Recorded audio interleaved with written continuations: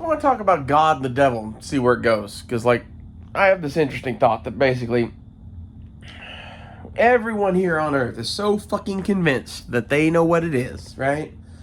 Everything. The universe.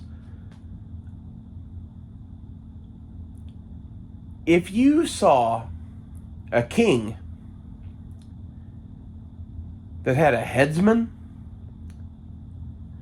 and the headsman cut the heads off of people that did shit that the king didn't like, would you think that that headsman was the enemy of the king?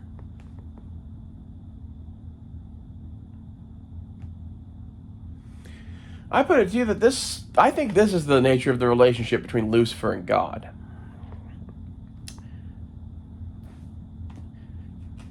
I believe to some extent that some of the stories that we've all been told are true, and that there is the devil, basically, and he's here too. I don't really know much more than that, but it seems to me that everything's lies. Everything. We live in a giant lie, and they call the devil the deceiver, right? So maybe it's him. Maybe this is just us. Maybe we all are doing this to each other.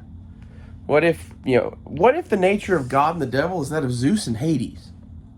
That is kind of what I am starting to believe. It's that they're like damn near brothers. And they do different things. And they might even be juxtaposed or enemies at some times on a certain given issue. But at the end of the day, he's the king's headsman.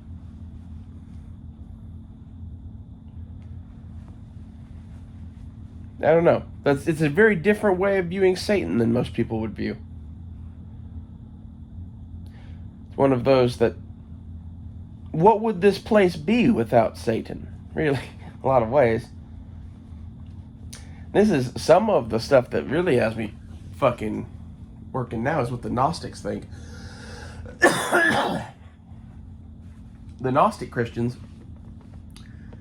seem to believe that the serpent in the Garden of Eden was the, like, Prometheus-like figure of that universe, which Prometheus in Greek mythology is the person that stole fire from the gods and gave it to man. And the thing that I see is, by allowing evil into the world, the devil gives you a choice. You have the choice of what you want. Before he entered the world, there was no choice. And I think that this is all a part of God's plan too. Like, I don't think God ever intended for there to not be a choice. Much as God made you or me or whoever, God also made Lucifer, and he knew what was in his heart from the first second that he was breathed into existence.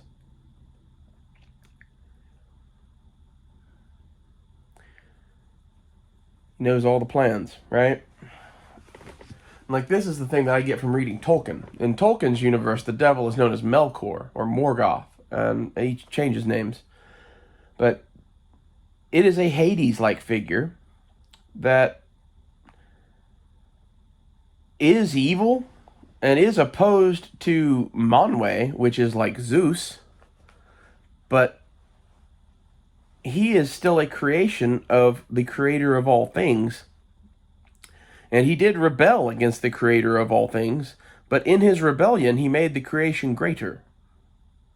And was this not always Morgoth's purpose? It's one of those, how could Judas betray Jesus? How could he do anything else, for he was Judas? That makes any sense?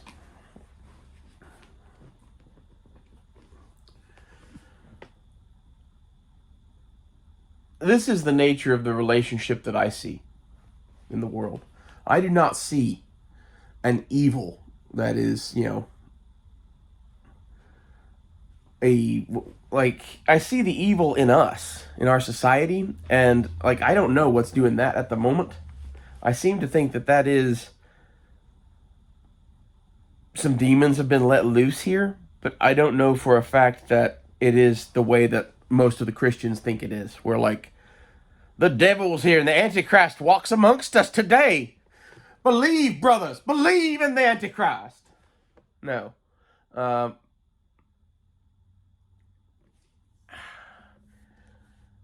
I think it's kind of like there are some evil spirits and they get let loose in the world to remind man that there is God. And letting loose these spirits like this causes champions and heroes to be raised. You find out what people are made out of. These are the times that try men's souls. There was a thing said at one point, I forget who said that, but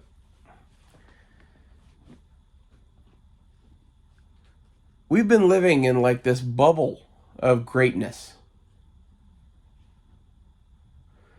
And to be honest, I always kind of hated it in a way because like it was like Grandpa had conquered the world and there was no more worlds to conquer, no more oceans to sail, no more fields to run. Everything had been done.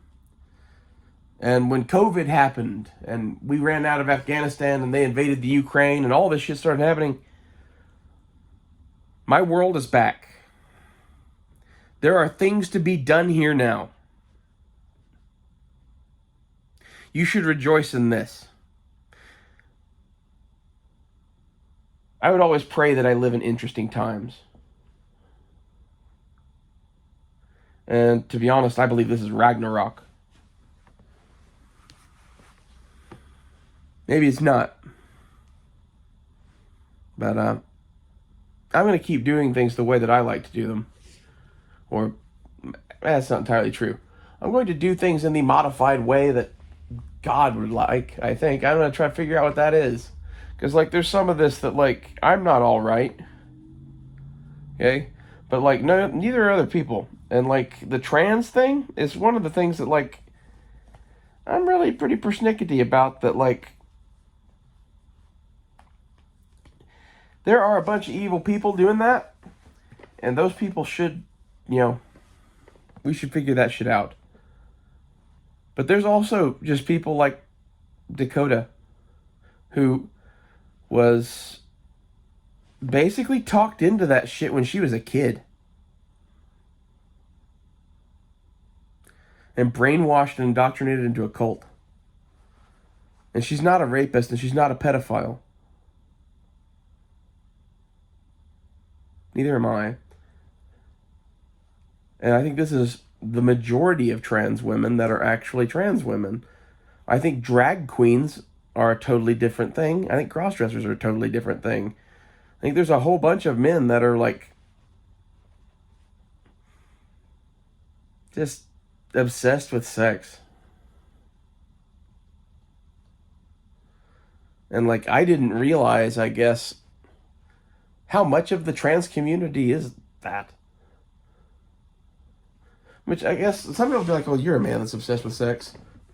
Technically, I am obsessed with. Yeah, we're not gonna get what I'm obsessed with.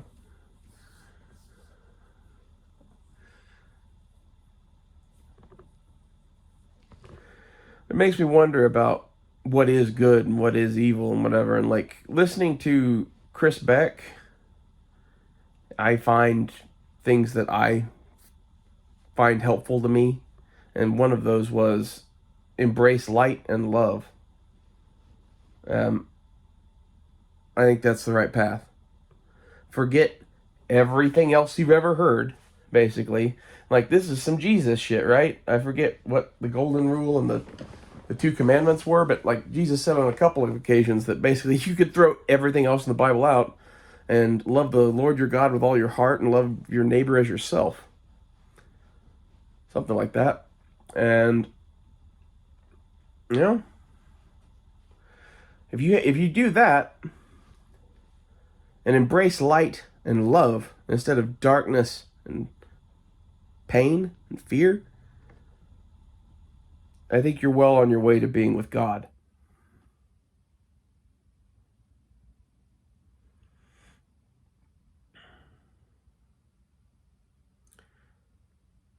As far as the devil goes, I wouldn't be that afraid of him.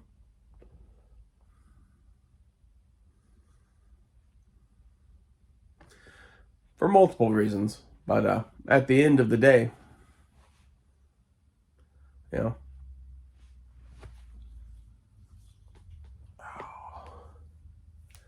he doesn't really get to run things. And like, this is kind of back to my whole point about, like, I think we have Satan misunderstood too. Like in most of like Hades, for example, all he did was just rule over the underworld. And usually try to like escape and take over this one. Like maybe that's the thing. Maybe it is that Satan is bitter about being in charge of the underworld. But this is all the stuff that, like, a lot of people will tell you what they heard from someone else about this. But this video that you're listening to here is not really that. This is me coming up with my own shit based on what I see. And a lot of research. And my conclusion is that some of the witchcraft and shit is directly tied in with him. And that basically, I would never fucking get involved with any of the satanic temple shit. And it's one of those, like, they sell it to you as them being open-minded or whatever. But in reality, it's the slow poison.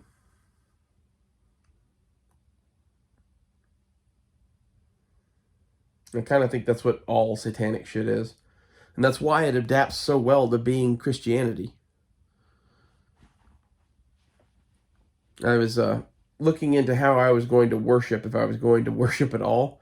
And apparently, the earliest Christians, the way that they worshipped God was they would gather before sunrise on one day of the week.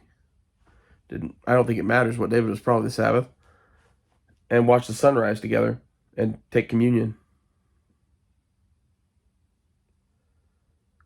I think that's probably the way. You could probably add in some sort of a message or something like, nice to see you all here. Read something that's fucking meaningful to something. I don't know. Like, you could add shit onto that, but like, in reality, your church service that you go to started out as eating bread and drinking a thing of wine in the woods and looking at the sun.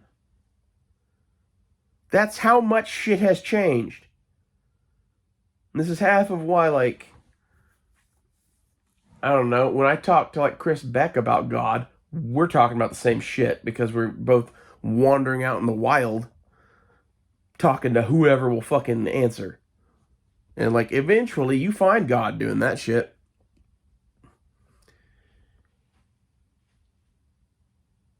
I never found God in any of his houses. And that's very interesting to me. I don't know how you would build a house for God, but they don't do it right, apparently. If I was going to do it, I think I'd build a fucking tabernacle. Like a tent. Like, whenever the tent wore out, I'd get a new tent. And like, the reason that I would do that is because it's not a permanent thing. I would pick a good field in your town and permanently set up a temporary structure there. And when it breaks down, you go fix it. It's a demonstration to God that, you believe.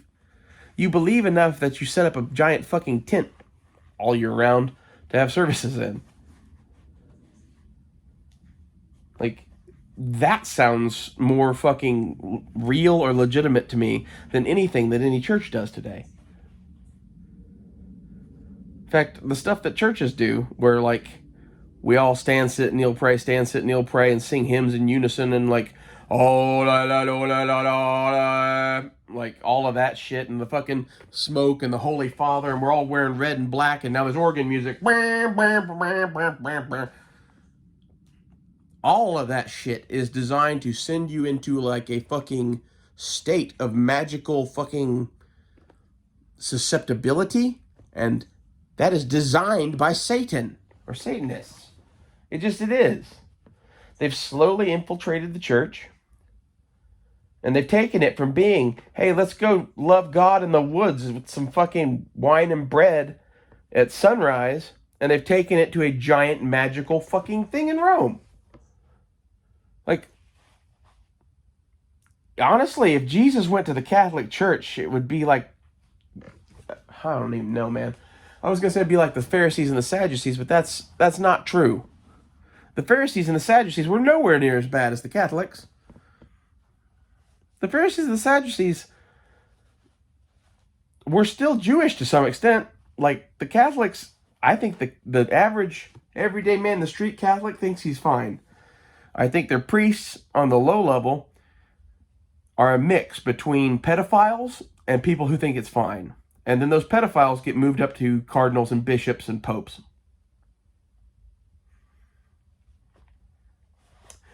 I think they don't let anyone into that club who doesn't fuck kids. And that right there tells me that's the devil doing that shit. Just the amount of rape in the Catholic Church alone. And you'd be like, oh, well, Protestant and whatever. Do you fucking worship in the woods? Then chances are it was probably not what Jesus was teaching. Like, if you'd like to, like, modify that so you don't have to, like, go 20 miles out into the back country and watch the sunrise, you probably can. We could probably come up with something, but I think that's what Jesus was doing.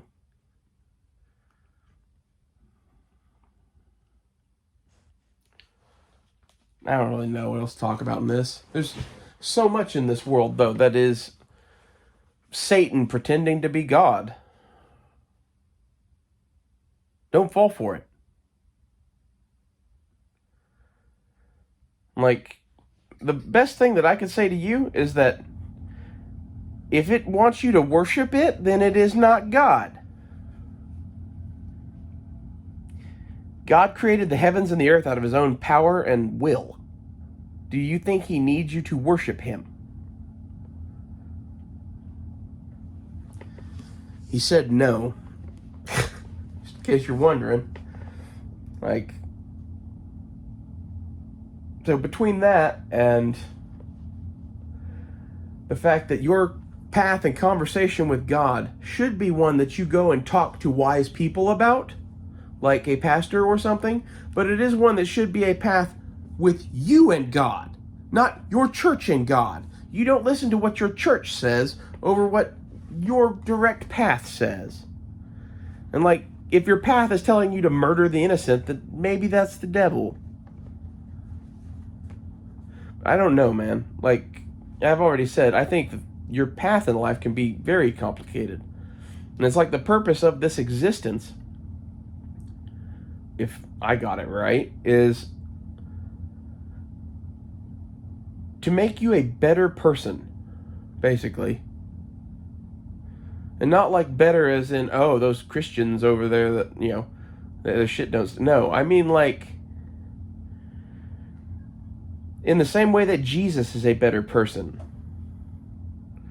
Like, one of the main things that I see wrong with Christianity is, if you saw a man saying that he was Jesus and acting like he was Jesus to people, every fucking Christian would call him a blasphemer. You know what God would say? If my horse was convinced he was War Admiral, I wouldn't fucking correct him.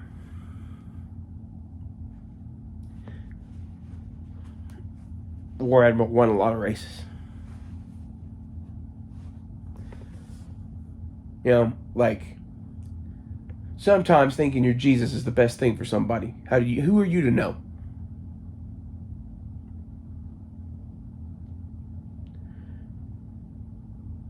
And this is where judge not lest ye be judged. I was watching a thing earlier today that was talking about how that doesn't mean judged in the Bible. It means condemn. That's a mistranslation, and it's condemn. Well, in the Bible, condemn and judge are the same thing. You are looking at a person and deciding for yourself what is in that person's heart and where they stand with God, and you're condemning them. And I do not think that this is a thing that the true believer does. Right now, it's a little complicated because we're in such a fucking shithole that I guess you're going to have to rebuke some people probably at some point. But, like, I don't think that's really the way. I think the way is that you just start acting like Jesus. And when you start acting like you are the king and everyone else around you starts acting like you are the king, the world's going to get better.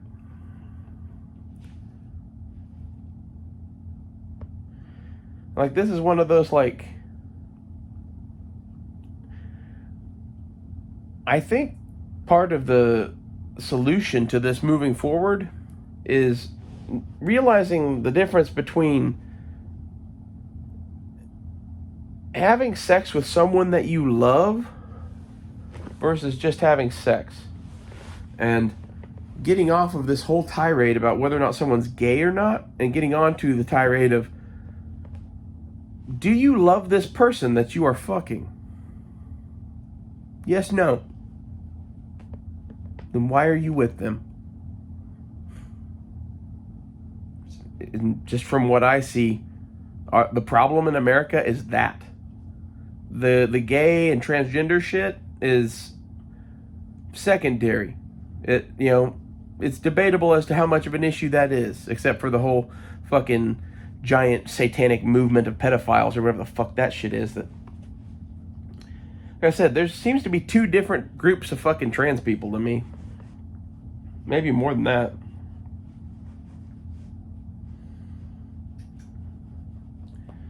Curious to see what you guys think. What do you think the devil is? Do you think he's like Hades? Or do you think he's like the enemy coming here? Or what do you tell me what you think about the devil. I'm very curious.